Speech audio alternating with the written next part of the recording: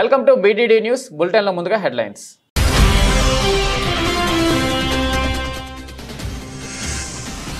Pink power run ను ప్రారంభించిన మంత్రి దామోదర్ రాజనరసింహ ముఖ్య అతిథిగా హాజరై గెలిచిన వారికి మెడల్స్ పంపిణీ చేసిన సీఎం రేవంత్ రెడ్డి.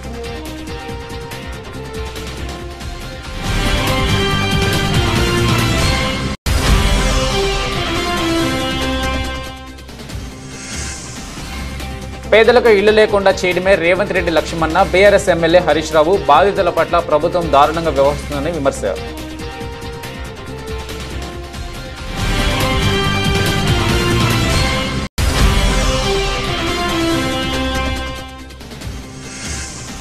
ముఖ్యమంత్రి చంద్రబాబుతో Lulu group chairman M A Yusuf Ali భేటీ. రాష్ట్రంలో పెట్టుబడులకు లులు గ్రూప్ ఆసక్తి. వైజాగ్, విజయవాడ, తిరుపతిలలో పెట్టుబడులపై చర్చ.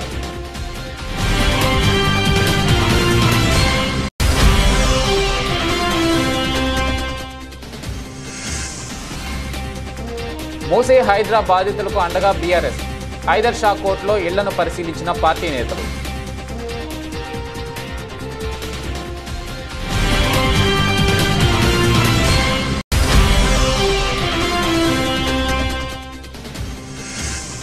బఫర్ జోన్ FTL పరిధిలోని ఇళ్లను ఎప్పటికైనా తొలగించాల్సిందే. నిర్వాసితులను అన్ని విధాలుగా ఆదుకుంటామన్న Musi river front MD Dana Kishore.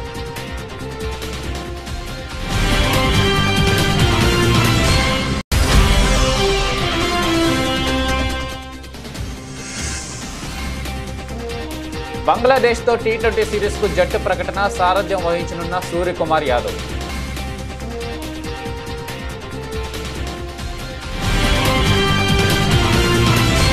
Breast క్యాన్సర్పై ప్రజల్లో అవగాహన కల్పించేందుకు ఉద్దేశించిన పింక్ పవర్ రన్ 2024ను మంత్రి దామోదర్ రాజనరసింహ ప్రారంభించారు. సుధారెడ్డి ఫౌండేషన్ ఆధ్వర్యంలో గచ్చిబౌలి స్టేడియంలో నిర్వహించిన ఈ మారథాన్ను వైద్య ఆరోగ్య మంత్రి జెండా ఊపి ప్రారంభించారు. ఒకేసారి 3K, 5K, 10K రన్ను నిర్వహించారు. ఈ కార్యక్రమానికి ముఖ్య అతిథిగా హాజరైన సీఎం రేవంత్ రెడ్డి పింక్ మారథాన్లో గెలిచిన వారికి మెడల్స్ పంపిణీ చేశారు.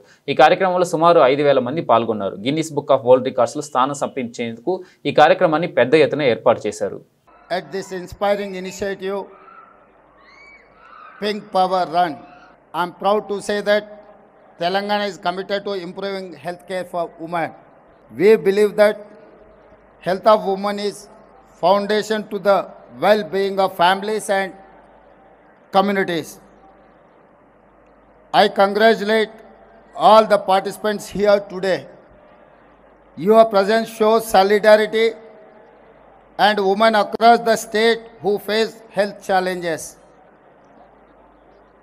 Each step you take today is a step towards a future where no woman has to face these challenges alone. Let us take this journey forward. We will continue to build more hospitals, strengthen our healthcare systems, and create a society where women's health and welfare are given utmost attention. Together, we can build a healthier, more empowered future for the women of Telangana. I would lastly like to congratulate Sudha Reddy Garu and Mega Krishna Reddy Garu and her team foundation on organizing this run. Thank you. Musi Hydraa బాధితులకు BRS party అండగా నిలిచింది. మాజీ మంత్రులు హరీష్ రావు, సబితా ఇంద్రారెడ్డి నేతృత్వంలో BRS party ఎమ్మెల్యేలు, ఎమ్మెల్సీల బృందం మూసీ పరివాహక ప్రాంతాల్లో పర్యటిస్తున్నారు. ఇందులో భాగంగా హైదర్ షా కోర్టులో మూసీ బాధితుల ఇళ్లను పరిశీలిస్తున్నారు. బాధితులకు అండగా ఉంటామని భరోసానిస్తున్నారు. పార్టీ తరపున న్యాయపరంగా పోరాటం చేస్తామని వెల్లడించారు. ప్రభుత్వానికి వ్యతిరేకంగా మూసీ బాధితులు చేస్తున్న ధర్నాకు మద్దతు తెలిపారు. అంతకుముందు బీఆర్ఎస్ ఎమ్మెల్యేలు, ఎమ్మెల్సీలు తెలంగాణ భవన్కు చేరుకున్నారు. అక్కడి నుంచి హైదర్ షా కోర్టులో క్షేత్రస్థాయి పరిశీలనకు బయలుదేరుతుండగా వారిని పోలీసులు అడ్డుకుని ప్రయత్నించారు. అయినప్పటికీ ప్రజాప్రతినిధులు మూసీ బాధితుల వద్దకు వెళ్లారు. మీ కాలనీలో ఎవరు కొత్తగా వచ్చినా కూడా ఎవరిని అనుమతించకండి. ఎలాంటి విషయం ఉందా పార్టీ అండగా ఉంది. పార్టీ యొక్క అనుమతి తీసుకొని, పార్టీ పెద్దల సలహాలు తీసుకొని ముందుకెళ్దాం తప్ప ఎట్టి పరిస్థితుల్లో కూడా మనం జాగాలు ఖాళీ చేసేది లేదు. ఎవడు వచ్చినా ఖబర్దారని ఈ సందర్భంగా మీకు ఒక్కటే thank you very much.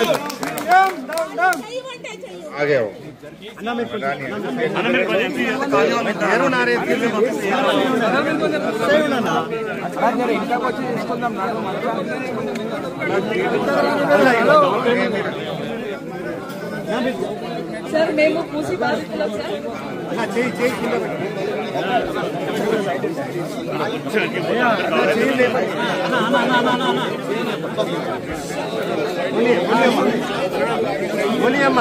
Sir మేము మూసి బాధితులం సార్.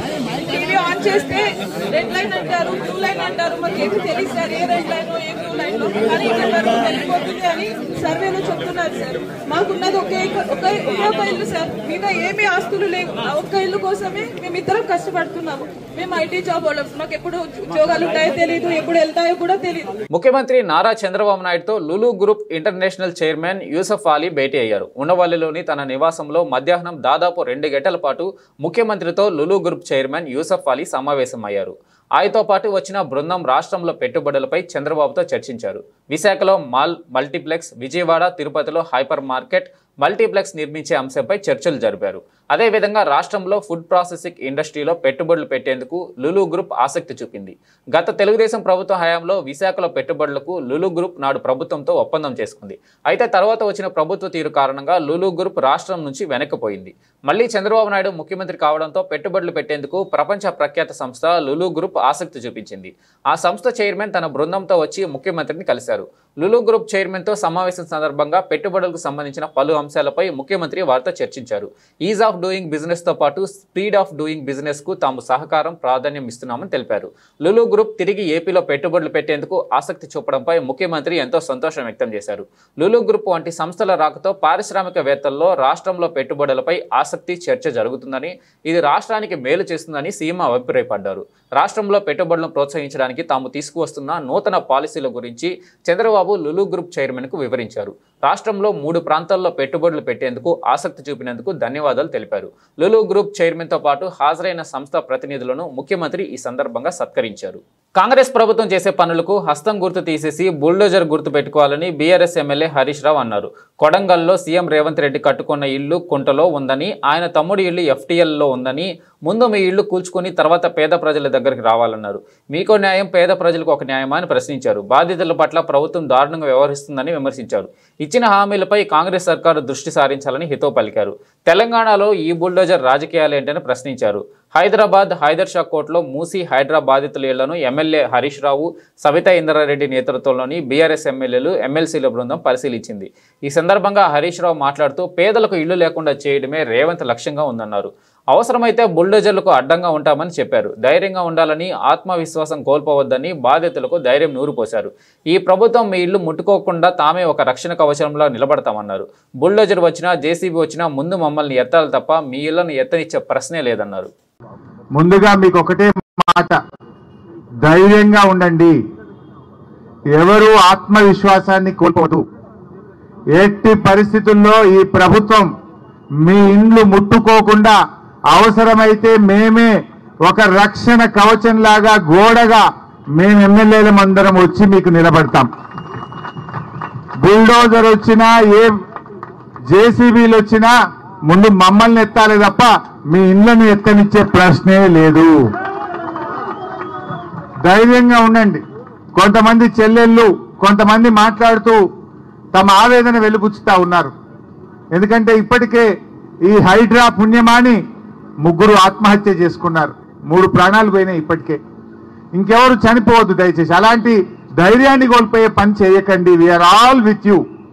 ఎట్టి పరిస్థితుల్లో మీది న్యాయబద్ధమైన కోరిక. ఆయన ఈ రేవంత్ రెడ్డి ఆయన ఏదో పెద్ద శుద్ధపూస లెక్క మాట్లాడుతుండు. కొడంగల్ల ఆయన కట్టుకున్న ఇల్లే చెప్పుకుంటూ ఉన్నది. రేవంత్ రెడ్డి నువ్వు కట్టుకున్న ఇల్లు రెడ్డి కుంటలో సర్వే నెంబర్ 1138లో నీ ఇల్లుంది కదా. ఫస్ట్ నీ ఇల్లు కూడగొట్టు. నీ ఇల్లే రెడ్డి కుంటలు ఉన్నది. నీ తమ్ముని ఇల్లే FTL ఉన్నది. నీ తమ్మునికో రూలు, నీకో రూలు, గరీబులకు ఒక రూలా అని నేను అడుగుతా ఉన్నా. ఇదెక్క న్యాయం? 9 నెలల నిండు గర్భిణి సరిత అనే అమ్మాయి ఇక్కడికి వచ్చి 9 రోజుల నుంచి నిద్రపోతలేనన్నా, కంటి మీద కురుకు లేదని 9 నెలల గర్భిణి మాట్లాడుతా ఉంది. నిన్న తెలంగాణ భవన్కి వచ్చి అక్కా చెల్లెలు మాట్లాడుతుంటే నా కళ్ళల్లో నీళ్లు ఆగలే, నీళ్లు కారిపోయినాయి నాకు తెలియకుండానే. నాకు అర్థమైతలేదు ఈ రేవంత్ రెడ్డిది రాతి గుండెనా ఇంకేమన్నా గుండెనా నాకైతే అర్థమైతలేదు. మీ బాధలు వింటుంటే, మీ కన్నీళ్లు చూస్తుంటే రాతి గుండె కూడా కరిగిపోతుంది. కానీ రేవంత్ రెడ్డి గుండె ఎందుకు కరుగుతలేదో నాకైతే అర్థమైతలేదు. బఫర్ జోన్ ఎఫ్టీఎల్ పరిధిలోని ఇళ్లను ఎప్పటికైనా తొలగించాల్సిందేనని Musi river front MD Danakishore అన్నారు. నిర్వాసితులను అన్ని విధాలుగా ఆదుకుంటామన్నారు. మూసీ పరివాహక ప్రాంతం నుంచి ఎవరిని బలవంతంగా పంపించడం లేదని, వారికి నచ్చజెప్పి తరలిస్తున్నట్టు చెప్పారు. హైడ్రా కమిషనర్ రంగనాథ్ ఇతర అధికారులతో కలిసి ఆయన మీడియా సమావేశం నిర్వహించారు. ఈ సందర్భంగా ఆయన మాట్లాడుతూ మూసీకి వరద వస్తే ఇబ్బంది పడింది ప్రజలే అన్నారు. 1927లో వరదల కారణంగా భారీ నష్టం జరిగిందని దానకిషోర్ వెల్లడించారు. ప్రస్తుతం హైదరాబాద్లో 1 కోటి జనాభా ఉందన్నారు. మూసీ పరివాహక ప్రాంతం మురికి కూపంగా మారిందని, దానిని మార్చాల్సిన అవసరం ఉందన్నారు. మూసీ పరిధిలోని ఎమ్మెల్యేలను తీసుకొని క్షేత్రస్థాయి పర్యటనకు వెళ్తామన్నారు. మూసీ నది పరిసరాలకు పూర్వవైభవం తీసుకొచ్చేందుకు చర్యలు చేపడుతున్నట్టు చెప్పారు. 2030 కల్లా హైదరాబాద్ ఆర్థిక వ్యవస్థ $250 బిలియన్ చేరుకుంటుందని, అందుకు అనుగుణంగా నగరాన్ని మార్చాల్సి ఉందన్నారు. ఈ నేపథ్యంలో మరి పునరావాసం కల్పించాల్సిన అవసరం లేదా? ఇప్పుడు మీకు ఇంతకుముందు చెప్పినట్టు ప్రతిసారి ఆ రివర్ బెడ్లో ఉన్న ప్రజలు ఈ ఇబ్బందులు పడుతూనే ఉండాల్సిందేనా? వాళ్ళందరూ కూడాను డబుల్ బెడ్రూమ్ల కోసం అప్లై చేసుకున్నారు. ప్రతి ఒక్కరు. నేను పోయి కలిశాను. ఒక వారం రోజుల క్రితం నేను, మినిస్టర్ పొన్నం ప్రభాకర్ గారు, తర్వాత కమిషనరు, కలెక్టర్ అందరం పోయి 2-3 స్థలాలు చూసాము. ప్రజలతో మాట్లాడాము. వాళ్ళు అక్కడ వెళ్ళేదానికి సిద్ధంగా ఉన్నారు. అక్కడ వాళ్ళు ఏం చెప్తున్నారంటే, సడన్గా మీరు మూవ్ చేస్తున్నారు సార్, బలవంతంగా తీసేస్తున్నారు, మమ్మల్ని కొట్టేస్తారని భావిస్తుంటే, అమ్మ కొట్టాలనుకుంటే ప్రభుత్వం ఎప్పుడు మొదలు పెట్టేది. ఆ ఉద్దేశమే లేదు ప్రభుత్వానికి. మిమ్మల్ని పూర్తిగా అక్కడి నుంచి షిఫ్ట్ చేసిన తర్వాతనే ప్రతి కుటుంబాన్ని వాళ్ళ చేత అంగీకారం తీసుకొని వాళ్ళకి మంచి డబుల్ బెడ్రూమ్ ఇచ్చిన తర్వాతనే చేస్తామని చెప్పాను. ఒక ప్రశ్న అడిగాను వాళ్ళు, నేను మీరందరూ డబుల్ బెడ్రూమ్లకు అప్లై చేసుకున్నారా? అందరూ డబుల్ బెడ్రూమ్లకు అప్లై చేసుకున్నాం. ఎవరికైనా వచ్చిందా? ఇంతవరకు రాలేదు. అది ఒక లాటరీ పద్ధతిలో ఉంది. దాదాపు ఒక 60,000 ఇళ్ళు ఇవ్వడం జరిగింది. ఇంకా కొన్ని నిర్మాణంలో ఉన్నాయి. నేను మరి డబుల్ బెడ్రూమ్లు ఇస్తే వెళ్ళిపోతామని సిద్ధంగా ఉన్నామని చెప్పారు. కానీ సరే, ఇది ఎంజీబీఎస్ వద్ద మూసీలోనే మెట్రో రైలు కూడా అప్పట్లో కట్టింది, దాని పరిస్థితి ఏమంటారు? ఆ ప్రశ్న మాకు వచ్చినటువంటి నేను ఎన్జిఓలు కూడా అడిగారు. చాలా సీరియస్ ప్రశ్న, దాని గురించి ఆలోచించాల్సిన అవసరం ఉంది. తప్పనిసరిగా దాని మీద కూడా అంటే ప్రైవేట్ సంబంధించినటువంటి ప్రాపర్టీస్ ఏదైతే ఉన్నాయో ఎంక్రోచ్మెంట్స్ అన్ని తీసేస్తున్నారు కదా సార్, మరి గవర్నమెంట్ సంబంధించిన విషయంలో ఎట్లా గవర్నమెంట్ రియాక్ట్ ఎట్లా కాబోతుంది? దాన్ని పై స్థాయి చర్చలు జరుగుతుంది. ఎన్జిఓలు వచ్చినప్పుడు అడిగారు నా విషయం, సార్ ఇక్కడ ఉంది కదా దీన్ని మీరు తీసేస్తారని అడిగారు. తప్పనిసరిగా చర్చించి దాని తగు రీతిలో స్పందిస్తాం. దానికి శ్రీవారి ప్రసాదంలో కల్తీ జరిగిందంటూ చంద్రబాబు చేసిన వ్యాఖ్యలు కోట్లాది మంది భక్తుల మనోభావాలను దెబ్బతీశాయని వైసీపీ ప్రధాన కార్యదర్శి సజ్జల రామకృష్ణారెడ్డి అన్నారు. కొన్ని యూట్యూబ్ ఛానల్స్ ద్వారా లడ్డూ కల్తీ జరిగిందని బలంగా ప్రచారం జరిపించారని విమర్శించారు. చంద్రబాబు చేసిన వ్యాఖ్యల నేపథ్యంలో లడ్డూ వివాదంపై టీటీడీ మాజీ చైర్మన్ వైసీపీ ఎంపీ వైవి సుబ్బారెడ్డి ప్రమాణం చేయడానికి సిద్ధమయ్యారని, మరోపక్క సుప్రీంకోర్టుకు వెళ్లారని చెప్పారు. మామూలుగా అయితే చంద్రబాబు చేసిన అపచార వ్యాఖ్యలు ప్రజల్లోకి వెళ్లవని అన్నారు. ఆ పాపం చంద్రబాబుదే అనే నిజం ప్రజలకు తెలియాలన్నారు. అయోధ్య రామాలయం వారు కూడా టీటీడీ విధానం నచ్చి ఇక్కడకు నుండి లడ్డూలు తీసుకోవడానికి ముందుకు వచ్చారని తెలిపారు. కల్తీ లేకుండా ప్రసాదాలు, భోజనాలు అందించిన చరిత్ర టీటీడీకి ఉందని, ఇప్పుడు ఆ నమ్మకాన్ని చంద్రబాబు పోగొట్టే ప్రయత్నం చేశాడని విమర్శించారు. షోకాజ్ నోటీసులో జంతువుల కొవ్వుకు సంబంధించిన అంశమే లేదని అన్నారు. జంతువుల కొవ్వు ఉన్నట్లు ఏ రిపోర్టులను చూపించడం లేదని అన్నారు. ముఖ్యమంత్రి జంతువుల కొవ్వు ఉందని ప్రస్తావించినా కూడా నోటీసులో ఎందుకు చేర్చలేదని సజ్జల ప్రశ్నించారు. చంద్రబాబు ఘోరమైన అబద్ధం ఆడారని విమర్శించారు. యానిమల్ ఫ్యాక్ట్ అని చెప్పినా రిపోర్టులు ఎందుకు లేదని ప్రజలందరూ అడగాలన్నారు. బుడమేరు వరదలపై చర్చను డైవర్ట్ చేసి లడ్డూ వివాదం వైపు మళ్లించారని సజ్జల మండిపడ్డారు. డిక్లరేషన్పై టీటీడీ వారు మాట్లాడాలి కానీ ప్రభుత్వం ఎందుకు మాట్లాడుతుందని ప్రశ్నించారు. 10 రోజులైనా ఇంకా 10 ఏళ్ళైనా చంద్రబాబు నాయుడు గారు ఏదైతే కామెంట్ చేశారో, వ్యాఖ్య చేశారో, దుర్మార్గపు వ్యాఖ్య, ఘోరమైన అపచారం ఏదైతే చేశారో, ఆ వ్యాఖ్య తాలూకు ఎఫెక్ట్, ప్రభావం అయితే అంత సులభంగా పోదు. దాన్ని మళ్ళీ భక్తుల్లో ఆ విశ్వాసం పాదుగొల్పాల్సింది. నిజంగా ఇంతవరకు ఏమీ జరగని దాన్ని జరిగినట్టుగా ఒక ఘోరమైన అబద్ధం ఆడేసి పైగా రిపీటెడ్గా ఆయన మాట్లాడడం అనేది ఎంత దారుణమో అందరికీ తెలియాల్సి ఉంది. అలాగే ఆయన చేసిన వ్యాఖ్య, ఆ పాపం చేసింది చంద్రబాబు నాయుడు అనే విషయం కూడా ప్రపంచమంతా తెలియాల్సి ఉంది. పేదవాళ్లను చిన్నవాళ్లను బాధ పెట్టే ఉద్దేశం హైడ్రాకు లేదు. హైడ్రాను బూచిగా చూపుతున్నారు. హైడ్రా ఒక భరోసా, బాధ్యత అని హైడ్రా కమిషనర్ ఏవి రంగనాథ్ స్పష్టం చేశారు. కూల్చివేతల్లో ఉన్న వారంతా పేదలు కాదని, ఆక్రమణలకు పాల్పడిన వారే ఉన్నారని చెప్పారు. చెరువులో ఇళ్లు కట్టుకోవడం ఎవరికీ హక్కు కాదని, అర్హతలు లేని వారు పర్మిషన్లు ఇస్తే ఎలా చెల్లుతాయని ప్రశ్నించారు.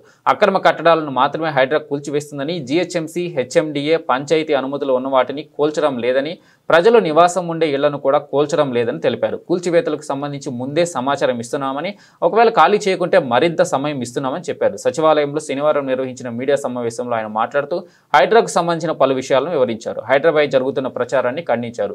ఇల్లు స్థలాలు కొనుగోలు చేసేటప్పుడు ప్రజలు కనీసం ఎంక్వైరీ చేయడం లేదని, రుణాలు ఇచ్చే ముందు బ్యాంకులు కూడా విధులు సరిగ్గా నిర్వర్తించడం లేదని అన్నారు. కానీ ఎవరో అక్కడ ఏమంటారు మాట్లాడే వాళ్ళు ఆ భయాన్ని చూపిస్తూ, ఆందోళన చూపిస్తూ హైడ్రా అనేది ఒక బూచిగా చూపించడం అనేది కూడా ఇదైంది. హైడ్రా అనేది ఒక బూచియో లేకపోతే ఒక ఇది ఇందాక చెప్తున్నట్టు ఒక గ్రే హౌన్స్ దాకా వెళ్ళి చేసేది కాదు. హైడ్రా అంటే ఒక భరోసా అనేది గుర్తుపెట్టుకోవాలి. ఈ వ్యవస్థల్ని ఇదంతా ఇది నుంచి వర్షాల నుంచి కాపాడటానికి ప్రయత్నం చేస్తున్నటువంటి ఒక ఇన్స్టిట్యూషన్గా తీసుకోవాలి. అంతేగాని దీన్ని బూచిగా ఒక రాక్షసిగా చూపిస్తే గనక రేపు ముందు తరాలకి మన చెరువుల్ని కాపాడుకోలేము, మన పబ్లిక్ ల్యాండ్స్ కాపాడుకోలేము. ఎందుకంటే ఇట్లాంటి ప్రయత్నం దేశంలో ఎవరు చేయలేదు.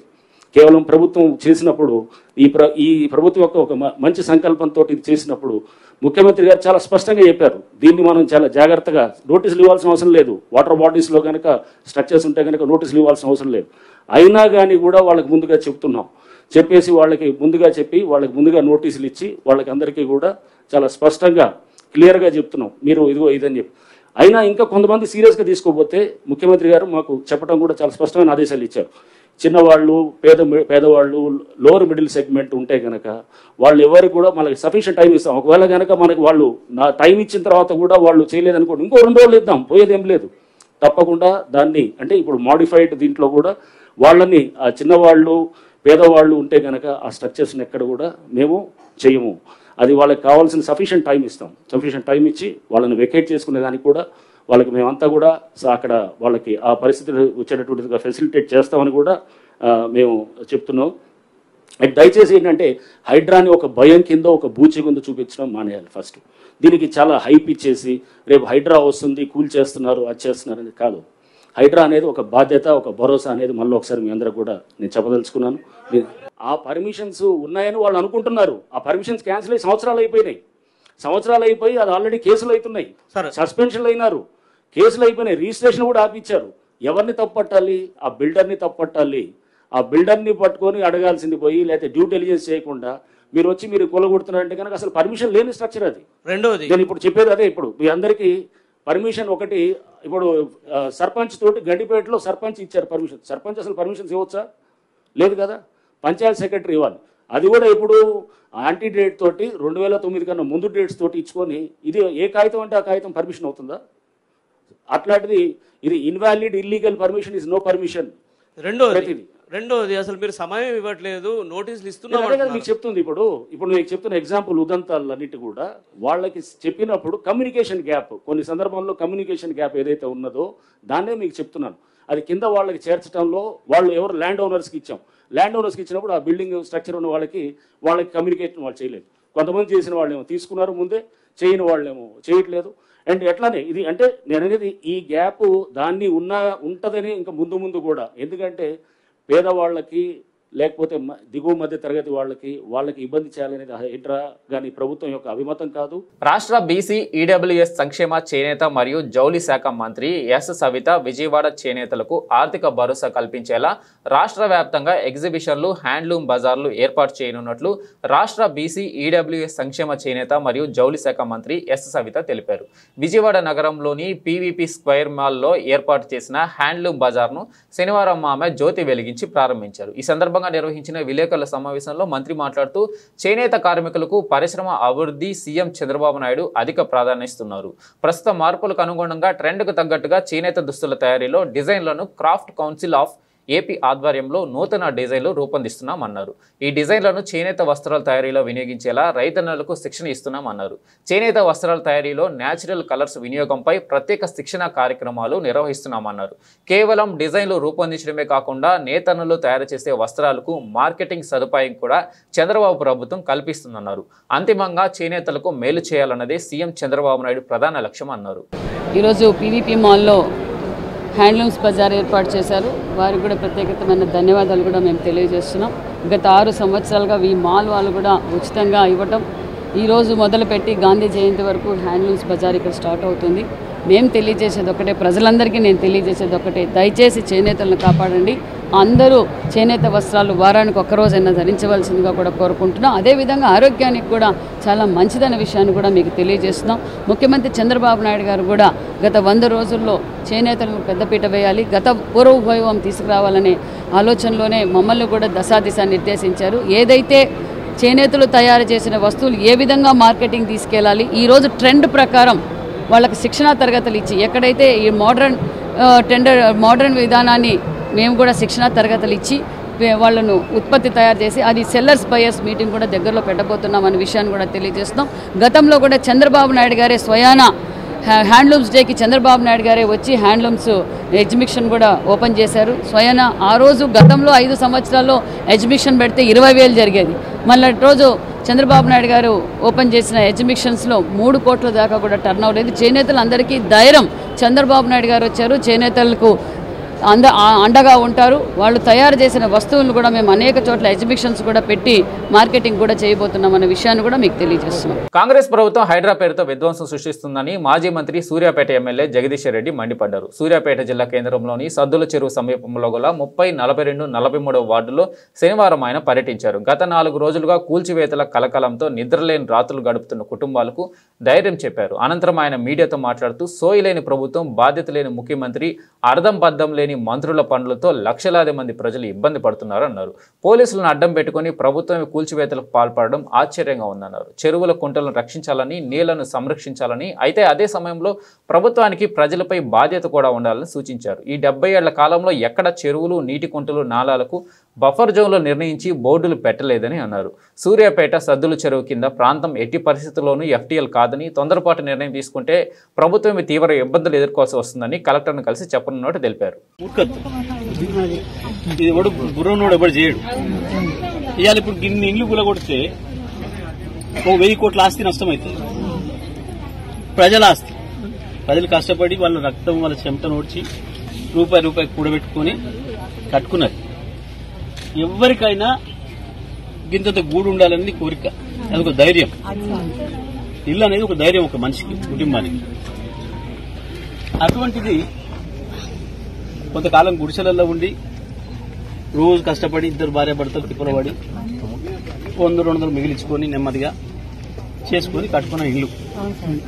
ఒకటే రాడే బంగ్లాలు కట్టలే, ఒకటి ఇంత కట్టుకొని పెద్దగా చేసుకున్నారు. పిల్లలు పెరుగుతుంటే అట్లా చేసుకున్నారు.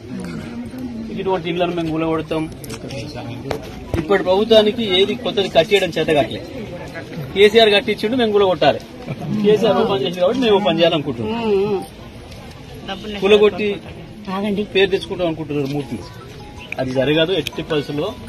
ఒక్కటే గుర్తుపెట్టుకోండి, మీరు ఇప్పుడు నిన్న మనం ఎట్లయితే ఐక్యంగా నిలబడి ఉన్నారో అదే ఐక్యంగా ఉండండి. నేను కూడా మేంబటే ఉంటా. ప్రాణం పోయినా ఇల్లు కొనిచ్చేది లేదు. ఎవరైనా ప్రభుత్వాన్ని నమ్మాలి కదా, ప్రభుత్వాన్ని నమ్ముతాం కదా. రిజిస్ట్రేషన్ అయిందంటేనే మనకు నమ్మకం. అమ్మ రిజిస్ట్రేషన్ ఏంటంటే మాకు ముద్ర పడ్డది, గవర్నమెంట్ మాకు రక్షణ ఇస్తుంది అని అనుకుంటాం. ఎవరైనా గవర్నమెంట్ రిజిస్ట్రేషన్ శాఖ రిజిస్ట్రేషన్ చేసే మున్సిపాలిటీ వాళ్ళు రోడ్లు వేసిరి, పర్మిషన్లు ఇచ్చిరి, కరెంట్ వేసిరి, నల్లాలు ఇచ్చిరి. ఈ అన్నింటిని నమ్మి బ్యాంక్ కూడా లోన్ ఇవ్వబట్టే ఇచ్చిన తర్వాత కూడా ఇక మనిషి నమ్మకపోతే ఎట్లుంటది. ఇంకోటి మొదటి నుంచి ఉన్నోరు కాదు, కొనుక్కున్న వాళ్ళు ఉన్నారు మధ్యలో వచ్చి కూడా. ఏ రోజు నీళ్ళు వస్తుంది రాలేదు సార్, గవర్నమెంట్ నమ్మే కదా.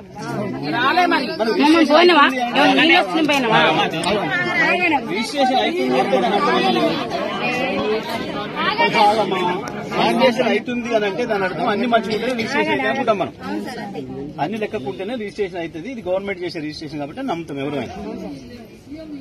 ఏదైనా ఒక కాడ దమ్ముకున్న రిజిస్ట్రేషన్ కూడా మోసమే చేసిండు అనుకుంటే మున్సిపాలిటీ నీళ్ళు ఇచ్చే రోడ్లు ఇచ్చే అన్ని కూడా కల్పించి కాబట్టి ఇంత ప్రభుత్వమే నమ్మించి అన్ని రకాలుగా ఈడ ఒకరొకరు 50 60 నుంచి ఉన్నారు ఇంత చిన్న చిన్న గుడిసెల కాడ నుంచి వస్త్ర ప్రపంచంలో తనదైన ముద్ర వేసిన చెన్నై షాపింగ్ మాల్ నూతన షోరూం విజయవాడ బందర్ రోడ్లో ప్రముఖ హీరోయిన్ శ్రీలీల చేతుల మీదుగా లాంఛనంగా ప్రారంభమైంది.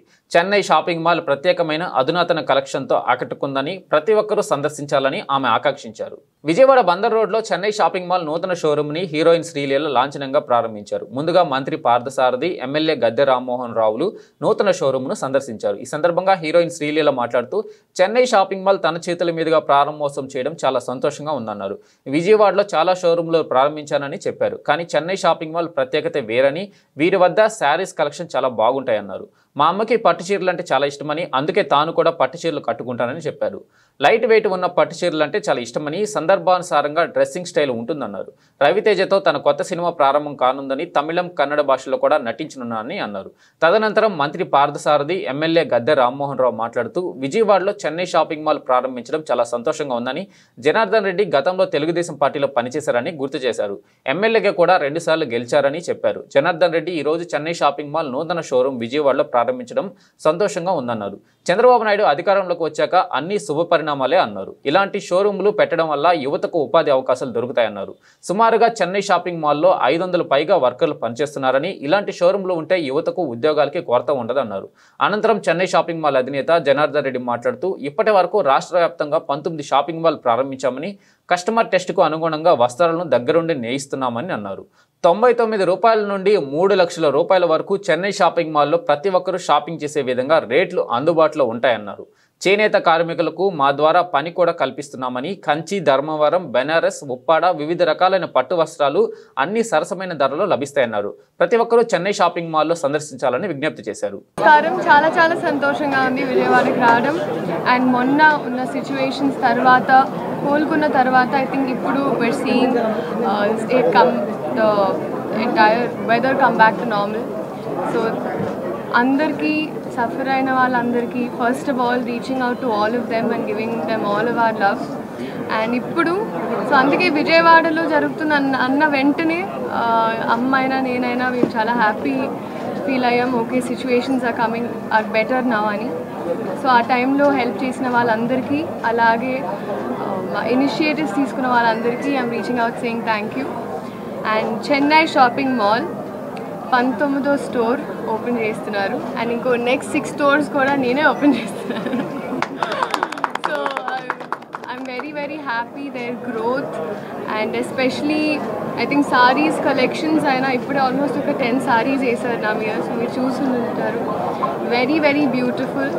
సో విజయవాడ అన్న వెంటనే, ఆంధ్ర అన్న వెంటనే మనకి ఆబ్వియస్లీ చీరలు, పండగలు, ఇప్పుడు దీపావళి వస్తుంది, ఫెస్టివల్స్ వస్తున్నాయి, వెడ్డింగ్ సీజన్ అయ్యింది కాబట్టి ఆడవాళ్ళకి ఎప్పుడు చాలా ఇంపార్టెంట్. కాబట్టి అందరూ వచ్చి షాపింగ్ చేయండి.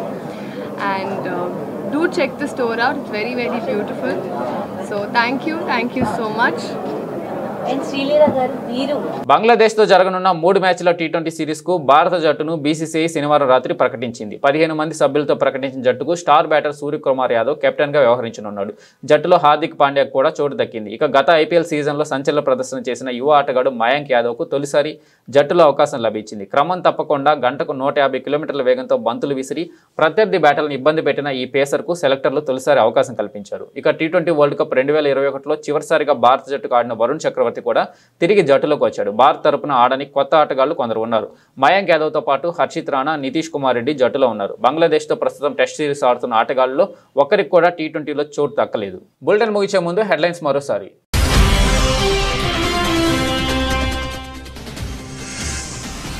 పింక్ పవర్ రన్ ప్రారంభించిన మంత్రి దామోదర్ రాజనరసింహ ముఖ్య అతిథిగా హాజరై గెలిచిన వారికి మెడల్స్ పంపిణీ చేసిన సీఎం రేవంత్ రెడ్డి.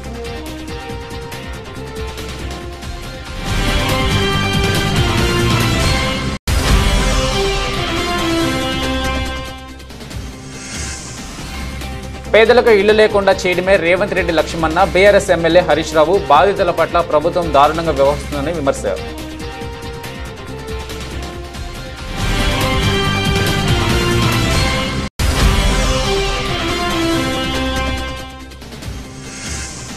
ముఖ్యమంత్రి చంద్రబాబుతో Lulu group chairman MA Yusuf Ali భేటీ. రాష్ట్రంలో పెట్టుబడులకు లులు గ్రూప్ ఆసక్తి. వైజాగ్, విజయవాడ, తిరుపతిలలో పెట్టుబడులపై చర్చ.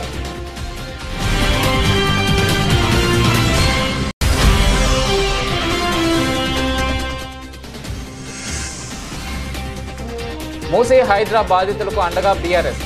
హైదర్ షా కోర్టులో ఇళ్లను పరిశీలించిన పార్టీ నేతలు.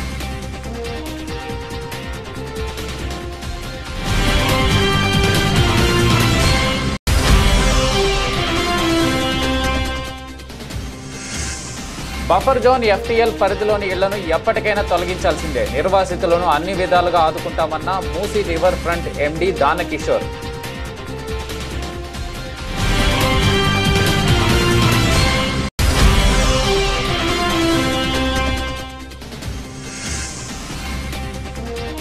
బంగ్లాదేశ్తో టీ20 సిరీస్కు జట్టు ప్రకటన. సారథ్యం వహించనున్న సూర్యకుమార్ యాదవ్.